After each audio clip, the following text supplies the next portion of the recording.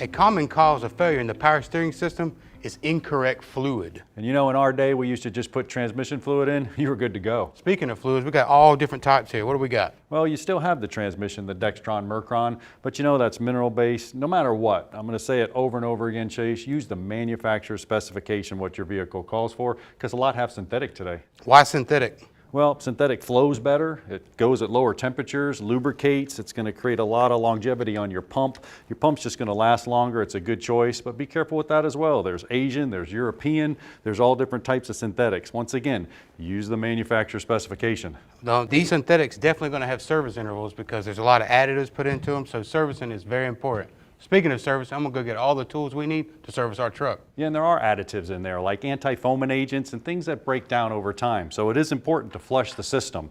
Now, I'll actually show you a cutaway of a pump right here. And this is cool because you have a pump that's cutaway and you can see the tight clearances that are going on. This is a vane style pump. So what happens with centrifugal force, these vanes are gonna fling out. And as they fling out, they're gonna get in this tight little clearance right here. And that's what's gonna make the pressure. I mean, we're talking 1,500 pounds of pressure. That alone beating on the fluid is going to start to actually deteriorate it. Now, back in the older days, we had roller type pumps and there was a lot bigger clearances, and maybe it wasn't important to flush the fluid as it is today, especially with these vane style pumps. The clearances, the tolerances are tight. And you can see, now we're going to flush our pickup truck, and when we flush our pickup truck, we're going from the pump down. We don't have a remote reservoir. Now, if you have a remote reservoir like these, you can actually see inside of there. They're pretty dirty. There's screens, there's some filters in there, so make sure you flush from the top down. We want to fill it and keep flushing out this stuff from the top down. We're going to pump it to the bottom all the way out and get it out of the system. Now, really cool, I actually took some fluid right out of the pickup truck. Not only looking at the difference, you can't smell it, but I can, and I'll tell you what, it doesn't smell very good as well. But a real valid test is we can actually test it with test strips. I want to show you the metal content that's in here. It's actually unbelievable. What the test strips do, they check for metal content. It's going to start to deteriorate, the additives break down, especially if you're not using the right fluid, you're going to have corrosion. It's not going to be compatible with the seals. There's all kinds of issues going on. So I took an ounce of this and I put it in the cup with an ounce of water. That's what the strips ask for. And I can show you the strip right here. I just pulled one out. And you can see over here, it matches that color right there if there's no metal content, and the further we go over, it's gonna have a lot of metal content all the way over to this side.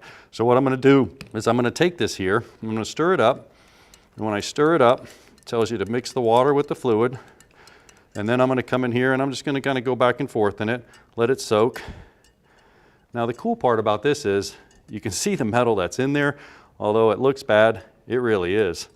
So if I shake it off, now you're really supposed to wait 2 minutes, but this truck's so bad I don't even have to wait, and I can show you on the scale here.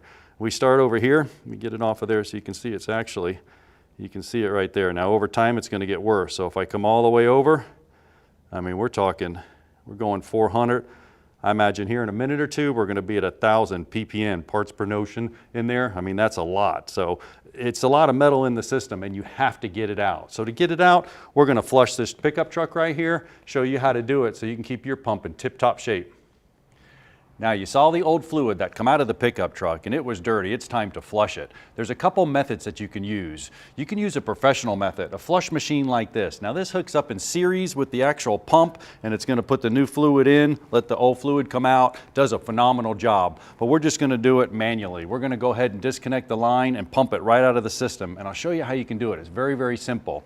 Now there's a couple methods also to get rid of the fluid that's already in the pump. Remember, that's dirty. We don't want that running around the system. So the majority of it we can get out, the better off we are. You can go down to the rack and pinion of the gearbox, disconnect the line and drain it that way. We chose just to take the cap off and use a little vacuum tool here where we actually suck the fluid out of it, just trying to get the majority of it out. You don't have to get every ounce of it out, but I'm going to get the majority of the fluid out of the pump. When I get it out, I got a bucket down there. I'm just going to go ahead and drain it down in this bucket where we're actually going to pump the return line in a second. Get rid of some of that old fluid so we're not pumping that through the system. We don't want to pump that fluid through the system.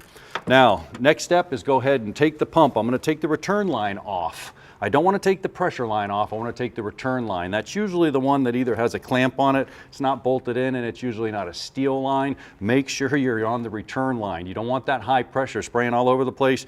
You want to go for the return line. So I'm just going to come down. I'm going to grab the return line. There's a little clamp here. I'm going to squeeze that, then pull the line off, get the line aimed over in the bucket. It's even dripping a little bit because there's some in there. Then I'm going to use a cap. I'm going to come over here with this little rubber cap and pop it right on there so I can actually close off the return.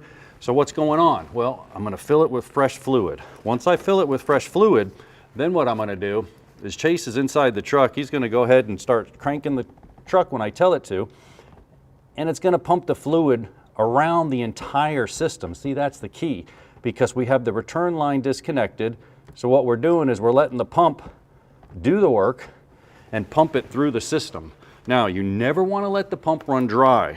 So you want to do this in small stages. You just want to pump a little bit, refill, pump a little bit, and refill. So Chase is in the truck. I'm going to hold this line down. Chase, if you just crank it over for a couple seconds. All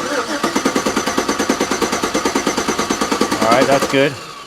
All right, we still got some fluid in the pump, so you can go ahead and crank it a little more. All right. Now, I would just go top it off and repeat the procedure. Just keep repeating the procedure until you start to get clean fluid through the whole system. Now, think about this for a minute. If your pump goes bad and then you put a new pump on, but you didn't flush the system, if you have a gearbox or a rack and pinion, all that metal is going to be in that system down there. As soon as you crank it up, it's running through the system. Well, what if your rack or pinion or gearbox goes bad? You replace that. Well, think about that metal that was circulating around in the system. It's inside the pump. So what's going to happen again? You crank it up, the metals are going to be in there. It's very important to flush it. When do you flush it? Well, follow your manufacturer specifications for the intervals, but more importantly, anytime you replace a component, you need to flush the system. It's just that simple, because you're getting the stuff out of there, you're getting the debris, you're getting that old fluid you saw. It doesn't do well in the system. It creates heat, it causes problems. Get it all out of there. Now, more importantly, once we get it all out, we need to install an inline filter. Well, we just about got our power steering system in good shape. Just one more thing to do is to add in an inline filter. And to do that, it's a pretty simple job, but always look at your old hoses and make sure they're in good shape. But remember, they deteriorate from the inside out. So we'll go ahead and install this filter here, and as you can see on here, it says flow. It only flows in one direction, so you make sure you get that correctly. I went ahead and installed our small little hose to go back to the return side of the pump. Let's go ahead and pop that in. Pretty simple job. Got it in. Looks like you about got it there. A couple of clamps, 2 hoses, and you're good to go. The really cool part about the inline filter is there's actually a magnet in the front part here. That's why the direction of flow is so important, because you're going to return the fluid back to the pump. The magnet's going to catch the ferrous material, and then the paper cartridge over here will get all the small stuff. Great insurance policy, number one. Number two, you want to make sure you're catching all that stuff. Why? Also, there's electro-hydraulic power steering out there today, and you can see the graphics. So think about that as well. Now we're using an electric motor to actually power up the hydraulic fluid to do the work in your gearbox and rack and pinion. Another reason why a flush is a good idea. Don't forget, follow your manufacturer specifications for their intervals for doing the flush, and also do it every single time you have a component failure. I can't stress that enough.